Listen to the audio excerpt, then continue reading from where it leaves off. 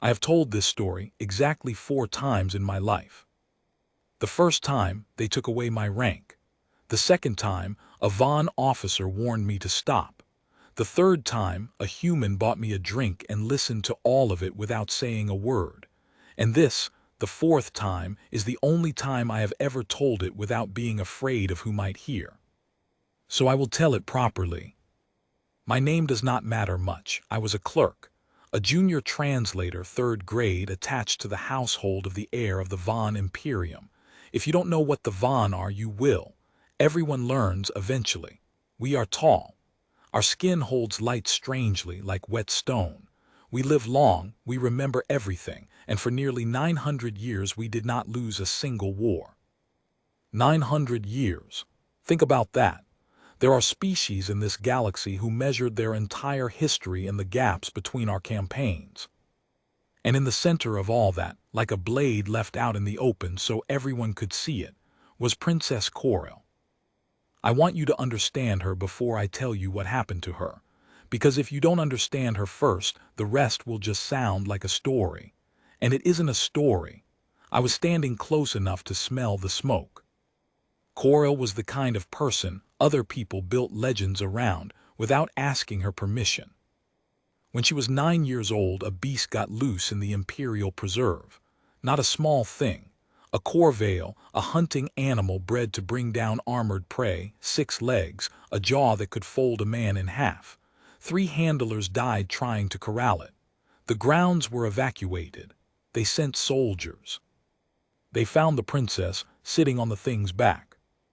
She had not killed it. That was the part nobody could get over.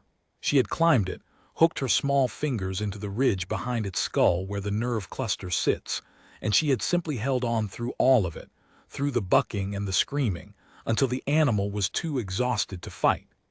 When the soldiers arrived, she looked down at them, this 9-year-old, and she asked why they had brought so many men for one tired animal. That is the first thing you should know. Korrael feared no monster. She had ridden the worst one we had before she lost her milk teeth. The second thing is the army. When she was 40, which for us is young, 3 of the border provinces decided the Imperium had grown soft. They rose together. 200,000 soldiers, real ones, veterans. The court panicked. The generals argued. Her father, the emperor, wanted to wait to negotiate, to let the rebellion starve itself on the long roads. Korrael did not wait. She took 11,000 and she went out to meet 200,000, and she did not lose. I will not pretend I understand the whole of how she did it, the feints, the broken bridges, the way she let them think she was retreating until they had walked themselves into a valley with no water. I only know what came after. I know that when it was finished, the surviving rebel commanders were brought before her, and she did not have them executed. She had them given back their swords. She told them that an army that would die for a bad cause was wasted, and she wanted it not dead but corrected. After that, no province rose again, not because they were beaten, because they were ashamed. So no army frightened her either. And the third thing, the hardest thing, is the emperor, her own father. You have to understand what an emperor is among the Vahn. He is not a man. He is the law made flesh. To raise your voice to him is treason. To raise your eyes too long is insolence. I once watched a senior minister, a man 3 times my age, lose control of his hands and spill water at the emperor's table, and the shame of it made him resign and leave the capital forever. Korrael argued with him, openly, in front of the court. I was there for one of those arguments. The emperor wanted to crush a small, neutral world that had refused to take our side in a trade dispute. Make an example. Korrael stood in the middle of the throne hall and told her father, in front of every minister and general and frightened clerk like me, that burning a world that had done nothing but say no to us was not strength. It was fear wearing a crown. The hall went so quiet I could hear my own blood. The emperor looked at his daughter for a long time, and then, this is the part nobody believes, he changed his mind. He withdrew the order, not because she had threatened him. She had nothing to threaten him with. He withdrew it because she had looked at him without flinching, and somewhere in him, Even an emperor knew the difference between a daughter telling the truth and a courtier telling him what he wanted. That was Korrael. No monster, no army, no emperor could make her look away. I served her for 11 years, and I never once saw her afraid. Until Threshold Station. The war with the humans had been going for 6 years when they finally agreed to talk. I should be careful how I say this, because by now you have probably heard the human version, and the human version makes them sound either like victims or like heroes, depending on who's telling it. The truth is messier. The truth is that nobody really knows how the war started. A scout ship, a misread signal, a new species coming out of a dead corner of the galaxy that nobody had bothered to chart, because what could possibly come from there? What came from there were the humans. I want to tell you they were impressive. They were not at first, that was the whole problem.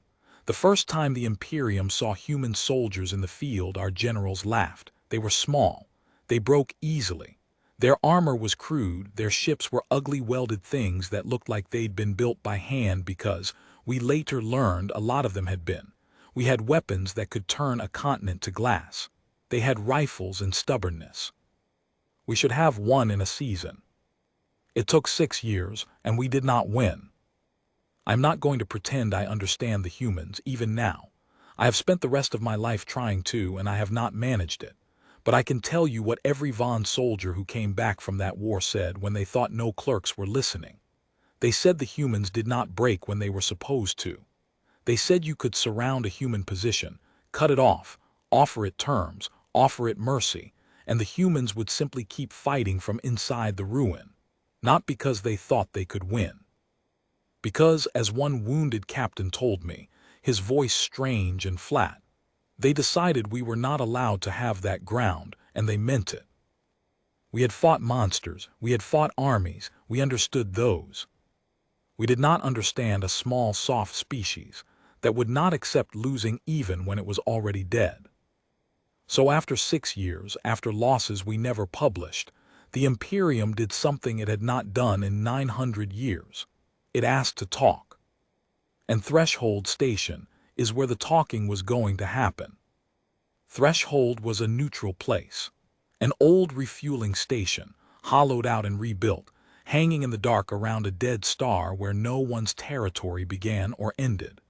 The kind of place chosen precisely because it belonged to nobody and so could not embarrass anybody. We arrived 3 days early. The Vahn always arrive early. It is a way of seeming unhurried. I remember the cold of it. Stations always smell like cold metal and recycled air and the faint burnt sugar smell of the scrubbers, and Threshold was worse than most because it was old. The corridors were too wide, built for foot traffic that had stopped coming generations ago. Our boots echoed.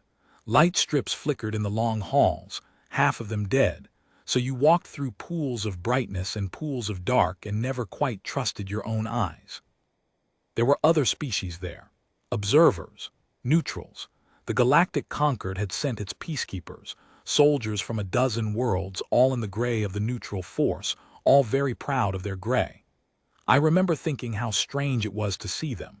Soldiers from worlds that had spent centuries being careful never to anger the Vahn, now standing as referees between us and a species we hadn't even known existed a decade ago. The princess walked through all of it like she owned the air. She wore no armor. That was a choice, and everyone read it correctly. She came to a station full of armed soldiers from a dozen worlds in the middle of a war, wearing a plain dark coat and no weapon anyone could see, and the message was clear. I do not need armor here. None of you are a threat to me. The conquered soldiers watched her pass, and some of them, I saw it, took an involuntary step back. She did that to people. She did it without trying. And then we reached the human section. The humans had the worst quarters on the station. They'd been given them on purpose, I think, a small insult dressed up as logistics, and they had not complained. Their delegation was small. A diplomat, 2 aides, and a security detail of maybe a dozen soldiers. That was all. 12 soldiers and a handful of talkers, in a station crawling with hundreds of conquered troops and a full Vahn honor guard. I will never forget the first time the princess and the human soldiers were in the same corridor. The humans were lined up along one wall, their detail in that ugly practical armor of theirs, scuffed and old and clearly real, not ceremonial. And the princess walked the length of them slowly, the way she inspected everything, reading them, weighing them.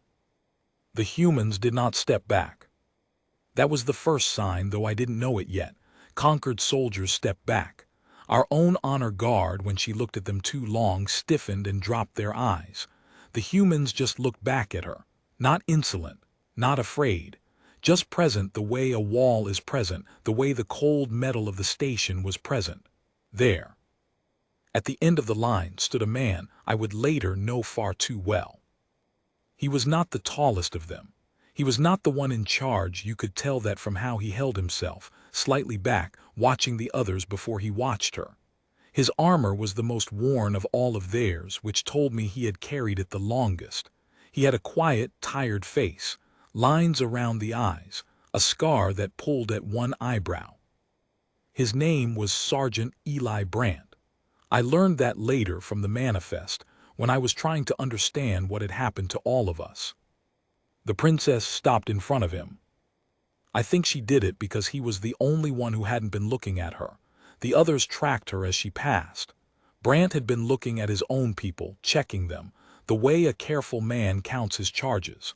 When she stopped in front of him, he raised his eyes to her, unhurried, and there was nothing in them. Not defiance, not fear. Just a man being looked at, looking back. She said something to him. In Vahn, our high court Vahn, which no human in that war had ever bothered to learn properly. She said, "You stand like you have already decided how you will die." It was a test. She did it to people, a casual cruelty to see what fell out of them. I was the translator. It was my job to render it for him. I opened my mouth. And Brandt answered her first. In Vahn. Broken, accented, ugly Vahn, the Vahn of a man who had learned it from interrogating prisoners and reading captured documents by lamplight.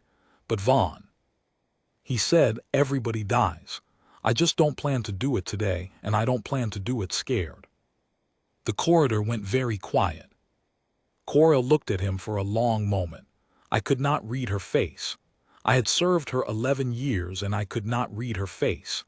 Then she moved on and the inspection continued and nothing else happened, and I told myself it was nothing. But I noticed later that night that she asked for his name. She never asked for names. The talks began the next day and they went badly, the way these things do. Long silences, old grievances. A Vahn minister who could not stop saying the word magnanimous, as though the Imperium reaching out to talk was a gift the humans should fall over themselves to thank us for. The human diplomat, a gray-haired woman with a flat voice, listened to all of it and then said very simply that her people had not come to be thanked. They had come to stop the dying. It was almost honest enough to work. For 2 days almost. I was not in the room for most of it. Junior translators wait in antechambers. We hear things in fragments.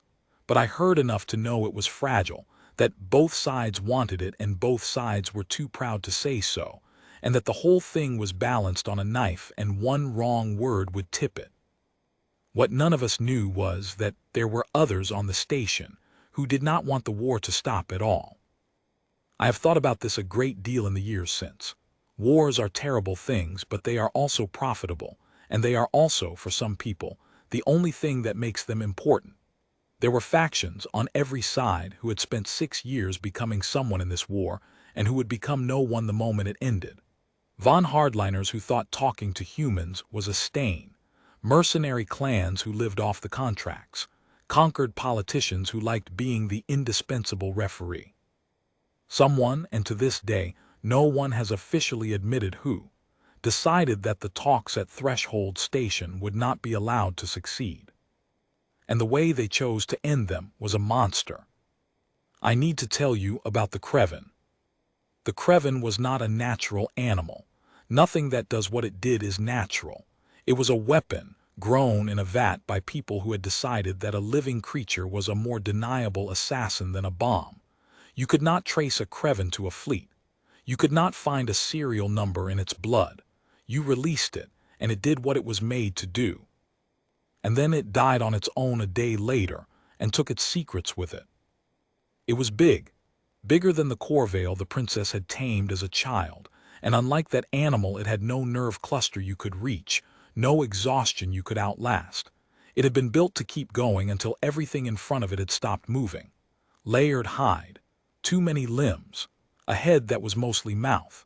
And it had been built, this is the part that still makes me cold, to recognize Vahn Imperial scent markers and prioritize them. Someone had built a monster and aimed it at the princess. They got it onto the station in pieces. In a cargo manifest no one checked because it had the right neutral seals. They assembled it in a maintenance level below the talks. And on the third day, in the middle of a session that had, for the first time, started to sound like it might actually reach an agreement, they let it loose. I was in the antechamber when the alarm started. I have heard alarms before, drills mostly. This was not a drill. There is a sound a station makes when something has gone wrong with the living things inside it and not the machines, and it is not a sound the machines are designed to make. It is a sound the people make, and it came up through the floor before the official alarm even started. Screaming. Far off and then not far off. The kind of screaming that does not stop to take a breath. The Vahn honor guard moved at once. They were good soldiers. They formed up around the talks chamber, weapons out, and for a moment I thought, all right, this is what they are for, this is fine. Then the Kreven came through the wall. Not the door, the wall. A station wall, structural plating, the thing that was supposedly between us and the vacuum. And the Kreven came through it like the wall was a curtain, and the cold of the lower levels came with it. And in the half-light of those dying corridors, I saw the honor guard, the finest soldiers of a species that had not lost a war in 900 years. And I saw what they did when something they could not understand came at them out of the dark. I will not lie about them. Some of them stood. Some of them fired. It did nothing. The Kreven's hide drank the bolts. And then it was among them, and the standing became running, because there is a point past which courage stops being a decision and becomes just a thing you tell yourself afterward you would have done. The guard broke. The corridor filled with screaming and smoke, and the wet sounds I still hear sometimes when it is quiet. And the Kreven went straight for the talks chamber, for the scent it had been built to find. For Korrael. She came out of the chamber herself. I want you to picture this because I was there and I still cannot fully believe it. The whole corridor was chaos, soldiers fleeing, smoke, the thing tearing the honor guard apart, and the princess walked out into the middle of it. No armor, remember. No weapon anyone could see. She had pulled a guard's sidearm from a body, that was all, a pistol meant for ceremony, and she stood in the open and she did not run. Because Korrael feared no monster. She had decided that as a child, and she had never had reason to change her mind. The Kreven turned toward her. It knew her. It had been built to know her. And she raised the little pistol and she shot it calmly, in the only soft place she could see, the eye, and the Kreven screamed and did not slow down. And that, I think, was the first moment in her entire life that I saw something move behind her eyes that was not certainty. Because she had heard it, and it had not mattered. She had spent her whole life as the thing that could not be stopped. She had ridden the monster, broken the army, faced down the emperor. And here, finally, was a thing that did not care what she was, that had been made specifically not to care, and it was coming for her across a corridor full of the bodies of her own guard, and her one weapon had done nothing. I saw her take a step back. Korrael, I saw her take a step back. She would have died there. I am certain of it. The Kreven was on her, all that mouth, and she had nothing left, and the corridor between her and the chamber door was too long, and for the first and last time in her life Princess Korrael of the Vahn Imperium was simply a person about to be killed by a thing larger than she was. And then something hit the Kreven from the side. It was Brandt. It was Brandt. He had no business being there. The humans had been told to stay in their quarters when the alarms went. That was protocol. That was the smart thing. 12 soldiers and a diplomat in the worst part of a station that wasn't theirs, in the middle of a war. The smart thing was to seal the door and wait for the dying to happen to someone else. He came anyway. All 12 of them came anyway. I didn't see how they got there. I only saw the end of it, the human detail coming down that long flickering corridor at a dead run, through the smoke, past the broken honor guard, toward the one thing every other soldier on that station was running away from. And Brandt hit the Kreven first, because he was in front. He didn't have a weapon that could kill it. None of them did. He had the same crude rifle the rest carried, and he had already learned, the way the honor guard had learned, that the bolts did nothing to that hide. I watched him learn it. I watched him fire 3 times into the thing's flank at point-blank range and watched it not even turn its head. So he changed the question. That's the part I have spent 20 years trying to explain to people, and I have never said it right. The Vahn guard had asked the monster a question, "Can I kill you?" And the monster had answered no, and so they ran. Brandt asked a different question. He didn't ask, "Can I kill it?" He asked, "Can I keep it off her long enough?" Those are not the same question, and the second one has a different kind of answer. He got between the Kreven and the princess. A man between that thing and Korrael. He was not big. I told you that. Next to the Kreven he was nothing. He was a child standing in front of a falling building. And he planted his feet and he raised that useless rifle and he started yelling at it, not commands. Not anything I could translate, just noise. Just a human throat making the biggest sound it could to pull its attention off her and onto him. It worked. That's the horror of it. It worked because the Kreven had been built to kill whatever fought it hardest, and suddenly the thing fighting hardest was not the silent princess with the dead pistol. It was the small, loud animal in front of her. The Kreven turned. And then it was the 11 others all at once, the rest of the human detail, hitting it from every side. Not to kill it. They knew by then. They hit it to crowd it, to fill the space around it with bodies and noise so it couldn't pick one target. So every direction it turned there was another human screaming and firing and refusing to get out of the way. I have seen Vahn warfare my whole life. We are very good at it. We move like one mind, clean lines, no waste. What the humans did in that corridor was the ugliest, most disorganized thing I had ever seen soldiers do. There was no formation. There was no plan I could see. There was just 12 people who had decided that the thing in front of them was not allowed to have the woman behind them, and who were spending their own bodies to make it true. The first human died in the second minute. The Kreven caught him, I won't describe how. The others did not stop. That was the thing. One of them went down and the others closed the gap he left and kept screaming, and I understood, standing there frozen and useless, that this was the thing our soldiers had been trying to tell us for 6 years. You can't make them stop by killing some of them. Killing some of them is just the price they've already agreed to pay. 2 more went down, then it was 9, then 8. And the Kreven was bleeding now, not from the rifles, from everything else.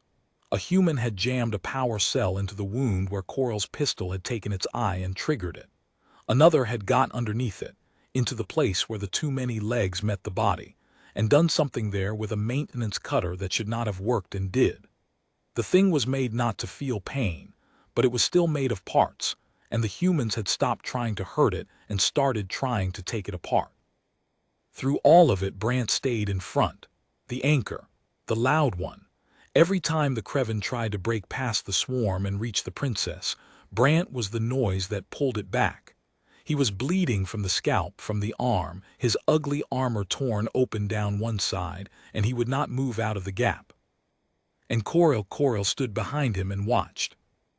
I keep coming back to her face in that moment, because it is the only time in 11 years I ever saw it open all the way. She had taken a step back from the monster. I told you that. The unstoppable princess, the one who feared no monster, had met the one monster built specifically to unmake her, and her courage had not been enough, and she had felt for one instant, What every other living thing in the galaxy felt all the time. She had felt small. And then, a man who had every reason to let her die had put his body in the gap instead. She did not run even then. Understand that. She was not the kind to be saved and grateful and quiet. She picked up a fallen guard's blade, a real one this time, a Vahn officer's blade, and she came forward back into it beside Brandt, not behind him. The two of them. The princess and the sergeant, shoulder to shoulder in the smoke. And I will tell you honestly, I do not know how much of the killing was hers and how much was his, and how much was the 8 broken humans still clawing at the thing's flanks. It doesn't matter. It was all of them. It was the only time in 900 years that a Vahn and a human stood in the same line against the same dark, and they did not lose. The Kreven died on the chamber threshold. It took the last of itself trying to reach the door it had been built to reach, and it fell a body length short, and the corridor went so quiet after the noise that the quiet hurt. Korrael stood over it, breathing hard, the officer's blade hanging from her hand. 5 humans were still standing. Brandt was one of them, barely. He had a hand pressed to his side and the look of a man counting his own time. 7 were on the floor and would not be getting up, and I could not look at them, and I made myself look at them, because somebody who lived should have to remember. And the princess turned to Brandt. She had a thing she did in court when she wished to honor someone. A small inclination of the head, very precise, the exact angle reserved for an equal.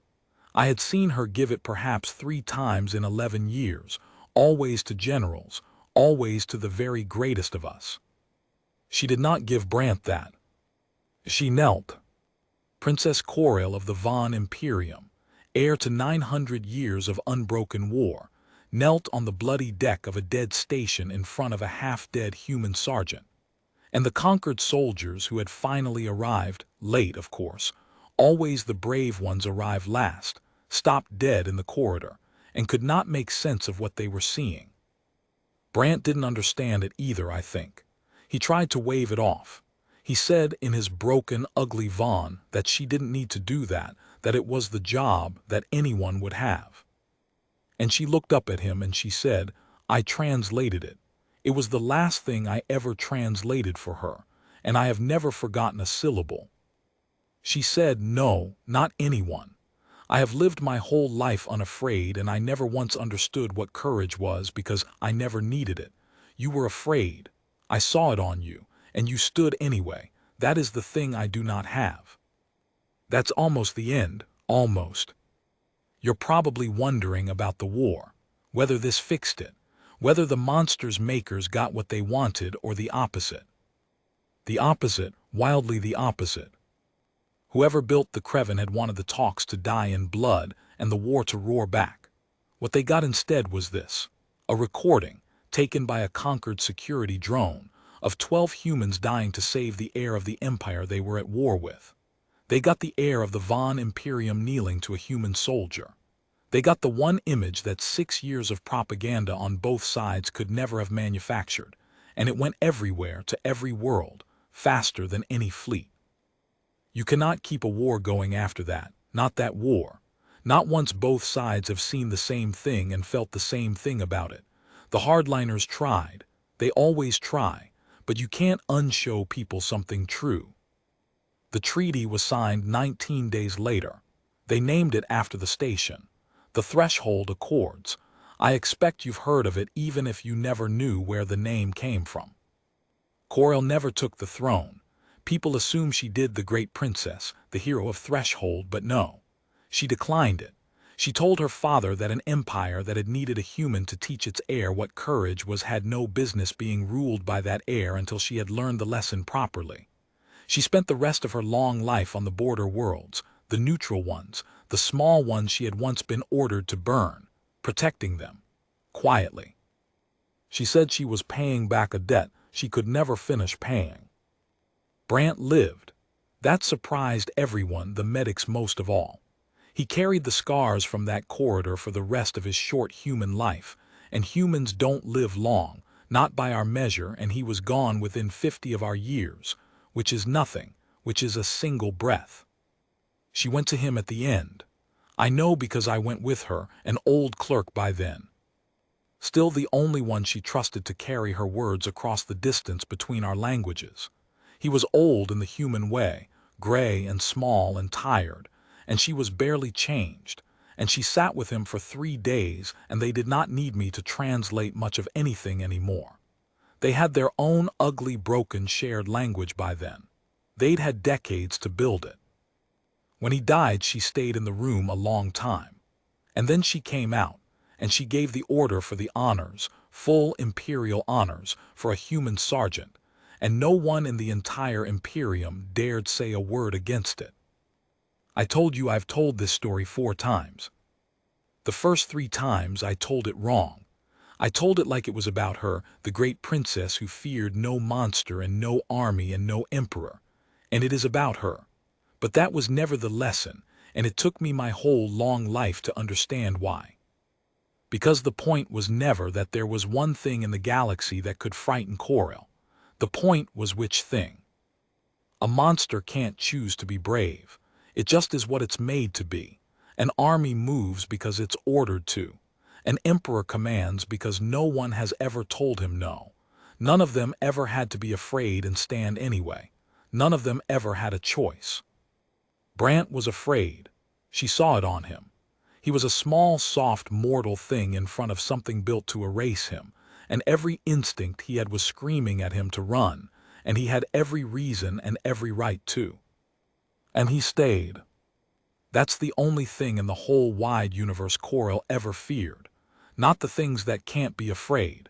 The one small creature that could be and stood his ground anyway. She used to say it, near the end, in that ugly border accent she'd picked up from living so long among the small worlds. She'd say, "Show me a thing that has never been afraid, and I will show you a thing that has never truly been brave." He was the bravest creature I ever met, and he was the most afraid. I have only now understood that these were never 2 different things.